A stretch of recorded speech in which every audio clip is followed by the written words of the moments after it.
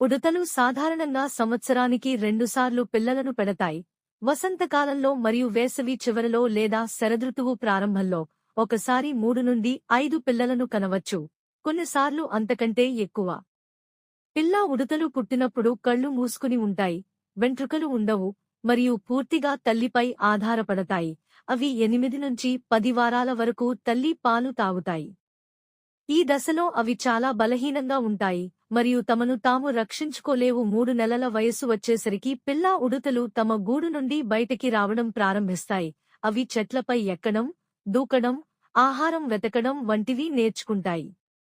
ఈ దశలో అవి ఇంకా తల్లితోనే ఉంటాయి, కానీ క్రమంగా స్వతంత్రంగా జీవించడం అలవాటు చేసుకుంటాయి. వీటి శరీర పరిమాణం పెరుగుతుంది మరియు పూర్తిగా వెంట్రుకలు వస్తాయి. పెద్ద ఉడుత సుమారు 6 నుండి 12 నెలల వయస్సు వచ్చేసరికి ఉడుతలు పూర్తిగా పెద్దవిగా మారతాయి మరియు సంతానోత్పత్తి చేయగలవు. ఈ దశలో అవి సొంత గూళ్లను నిర్మించుకుంటాయి లేదా పాత గూళ్లలో నివసిస్తాయి. ఆహారాన్ని నిల్వ చేసుకోవడం, శీతాకాలం కోసం సన్నద్ధం కావడం వంటి పనులు చేస్తాయి. ఇవి చురుకుగా ఉంటాయి మరియు తమ పరిసరాలలో ఆహారం కోసం అన్వేషిస్తాయి.